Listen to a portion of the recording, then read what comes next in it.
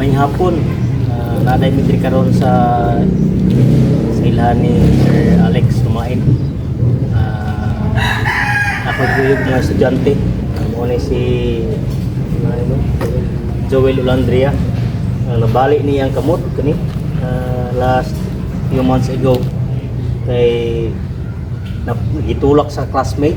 Kunya nabalik kini iyang right hand ang duha ka pukog. So idala na mo ni sa hospital.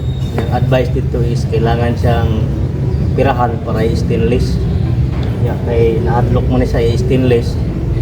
Unang arimi ni patabang ni diri kang Sir Alex na siya product itawag og miracle oil. So kani sila natabangan ni kani isa na budalan po diyang liog practice. So nalusbot na iyang esophagus. Kaning isa si Miljan nagtumbling sa rubber mats, nabalik sa diyang kumot. So kani nabali ang isa ka bone. So taod na po ni mga 2 ka bulan na apit, no? Then kani si Patrick na-dislocate po ni iyang kamot ang elbow, balik po na iyang lower kaning dapita. So kaluoy sa Ginoo na ay instrumento nga gihatag through Sir Alex Lumain. Ipainom aning miracle oil, coconut oil.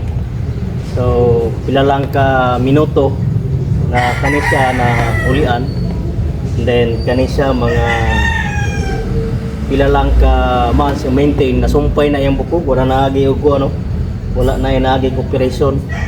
So tested and proven siya nga makatabang, makaayo sa mga balatian na binaglit sa mga fractures.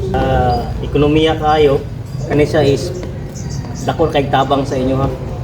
So katong wala pa ka-try naigi pambati na binaglit mga balik, hope ay nagtabang sa inyo, ha. Daghang kayong salamat, sir. God bless. Daghang pangmatabangan ng mga Mong balik, gusto ito? Ato yung balik. Dirayang bali, oh. Na, ang imo asa tayo marapit. Bulok, kina. Pikas. Kana. Ang imo. Kana. Okay. So, kalau Ginoo. Sa gusto mo try, listen and proven miracle oil.